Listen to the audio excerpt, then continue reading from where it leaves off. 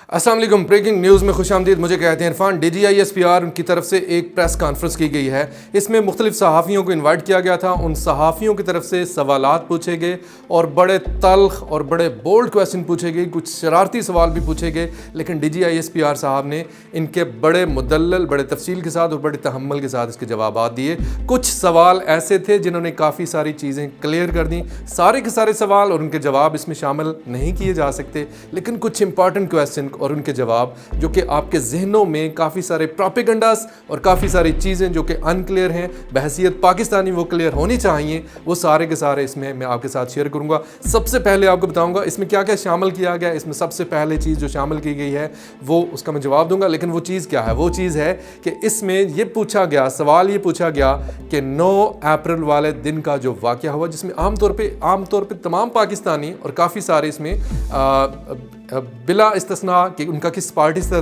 تعلق ہے, وہ ایک پروپیگنڈا کا شکار ہو گئے. اس پروپیگنڈا میں انٹرنیشنل میڈیا اور انڈین میڈیا, یہ دونوں میڈیا شامل تھے. سوال یہ, سٹوری یہ تھی کہ پاکستان کے جو پرائم منسٹر ہیں عمران خان, ان کو 9 اپریل کو آرمی کی طرف سے زد و کوب کیا گیا, ان کے چہرے پر تھپڑ مارا گیا.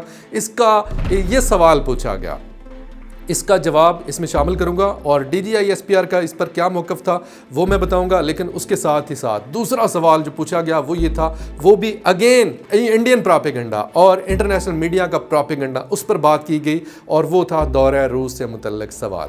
دورہ روس سے متعلق آپ کو تھوڑا سا بتا دیں کہ 2 موقف تھے. ایک انڈیا کا موقف تھا, ایک جو وہی موقف پی ایم ایل این نے اپنا لیا, اور اس کے متعلق یہ سمجھا جا رہا تھا کہ پاکستان کے پرائم منسٹر اس وقت کے عمران خان اور جو آرمی چیف ہیں, ان دونوں کا الگ الگ موقف ہے اس پر.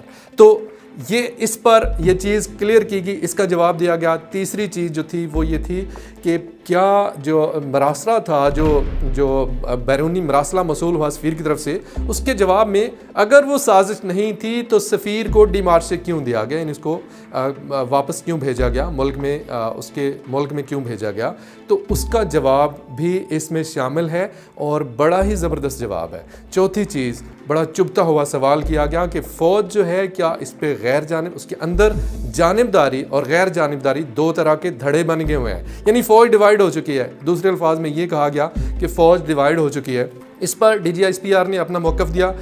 5ویں چیز اس میں جو پوچھی گئی وہ یہ تھی کہ جو کمپینز ہوتی ہیں سیاستدانوں کی, اور جو دوسرے جو پولیٹیشین جتنے بھی ہیں ان کی طرف جو کمپینز ہوتی ہیں, ان میں پاکستان آرمی کو نشانہ بنایا جاتا ہے. پاکستان آرمی کے چیف کے متعلق جو زبان استعمال کی جاتی ہے اس کا جواب کون دے گا؟ کیا پاکستان آرمی اس پر خاموش کیوں ہے؟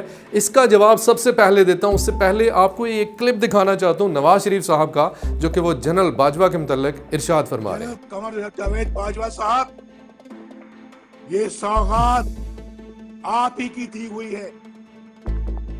آپ ہی اس مصیبت کی ماری قوم کی پریشانیوں کا موجب ہیں.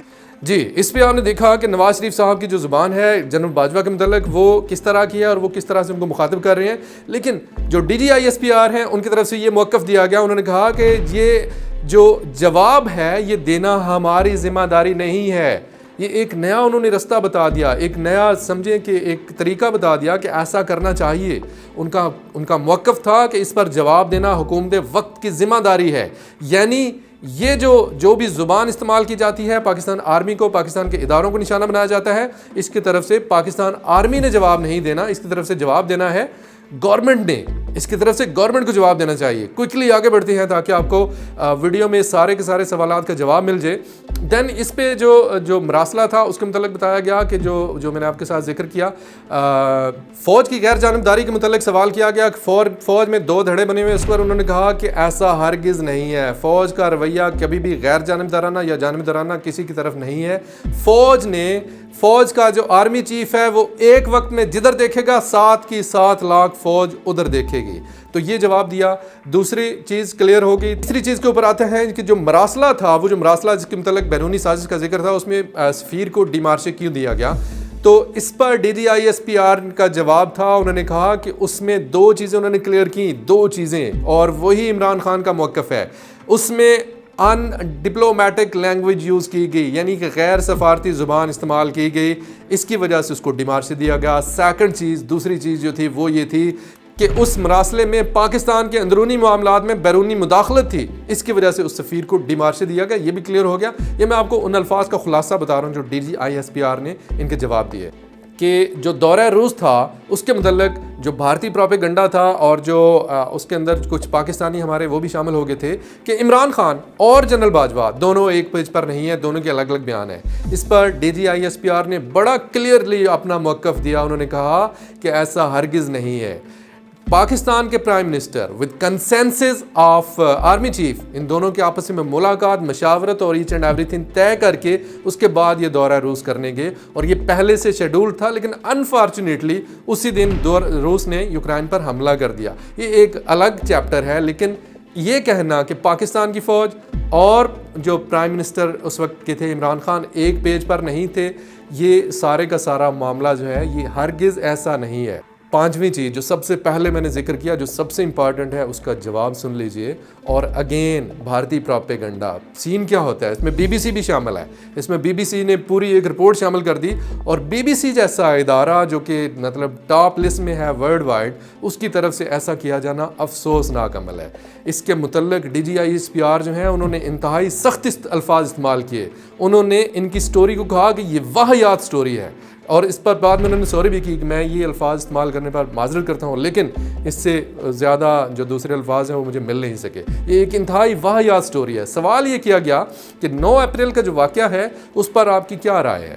تو 9 اپریل کا واقعہ جو ہے یہ مرچ مسالہ لگا کر بڑا شائع کیا گیا. BBC جو لندن ہے وہ بھی اس میں شامل ہو گئی. اس میں جو انڈین میڈیا ہے وہ بھی شامل ہو گیا کہ عمران خان کے اوپر آرمی چیف اور ادارے آ کے انہوں نے زد و کوب کیا ہے، اس کے چہرے پر تھپڑ مارے ہیں. یہ سارے کے سارے سوالات اور یہ سارے کا سارا پروپیگنڈا اس کو نگیٹ کیا گیا، بڑا کلیئرلی اس کو نگیٹ کیا گیا اور کہا گیا کہ یہ ساری کی ساری سٹوری من گھڑت ہے، اس کے اندر کوئی حقیقت نہیں ہے، اس کے اندر کوئی ایسی چیز نہیں ہے جس کے اوپر بات کی جائے، اور یہ سارے کا سارا جھوٹی کہانی ہے. پاکستان آرمی جو ہے وہ نیوٹرل ہے. پاکستان آرمی کسی بھی ادارے کے اندر مداخلت نہیں کر رہی، نہ ہی ہمارا کوئی ایسا ارادہ ہے. آخر میں آپ کو ایک چیز بتاؤں گا کہ اس وقت جو کہا جا رہا ہے کہ آرمی کو نشانہ بنایا جا رہا ہے، آرمی کے متعلق جو ادارے ہیں ان پر حملہ کیا جا رہا ہے، پروپیگنڈا کیا جا رہا ہے، تو اس میں جو DGISPR ہیں ان کا بڑا اس پر بھی بڑا کلیئر موقف تھا کہ اس میں بھی یہ پروپیگنڈا پاکستان کے باہر سے شروع ہوتا ہے اور پاکستان کے لوگ جو ہیں اس میں شامل ہو جاتے ہیں. اس پر سارا کچھ چیزیں جو ہیں وہ سارے کچھ کارروائیاں کی جا رہی ہیں، لوگوں کو گرفتار کیا جا رہا ہے، اس پر بڑی پوری نگاہ ہے اور آپ نے پروپیگنڈا کا شکار نہیں ہونا. ہمارا دین، یہ DGISPR کے الفاظ ہیں، کہتے ہیں کہ ہمارا دین کہتا ہے کہ آپ کسی چیز کو بنا تصدیق آپ مت پھیلائیں. تو اگر صرف اس پر عمل کیا جائے تو سارے کا سارا پروپیگنڈا ختم ہو جاتا ہے. بڑی خوبصورت بات کیا انہوں نے. اس کے علاوہ آخر میں ایک اور کویسچن بھی کیا گیا کہ پاکستان کے حاضر سروس میجر پر جو ابھی ریسنٹلی جو گورنمنٹ ہے اس کے ایک جو پولیٹیشین ہے، ان کے بھائی کے گارڈ نے حملہ کیا، ان کا بازو توڑ دیا اور ان پر نہ صرف یہ کہ قتل کی کوشش کی، بلکہ ان کو بری طرح سے زد و کوب کیا گیا اور ان کو قتل کی دھمکیاں دی گئی. تو اس پر جو پاکستان کے جو آرمی کے DGISPR ہیں انہوں نے بڑا اپنا موقف دیا. انہوں نے کہا کہ پاکستان فوج اپنے جوانوں کی حفاظت کرنا جانتی ہے اور ہم نے اس پر انیشیٹو لیا. وہ جس نے حملہ کیا وہ سارے جو ذمہ دار لوگ ہیں وہ گرفتار ہو چکے ہیں اور اس پر معاملہ جو بھی ان کو قانون کے مطابق ہے سزا وہ ملے گی. پاکستان آرمی اپنے جوانوں کا دفاع کرنا جانتی ہے اور پاکستان کا دفاع کرنا جانتی ہے. یہ سارے کے سارے سوالات ہیں اور DGISPR کی جو کانفرنس ہے اس کے اندر ان چیزوں پر تمام چیزوں کو زیر بحث لایا گیا. اس کے علاوہ بھی بے شمار کویسچن کیے گئے جو کہ میں پھر کسی وقت اس پر ویڈیو دوں گا، لیکن فی الحال اتنا ہی. عرفان کو اجازت. خدا حافظ. پاکستان زندہ باد.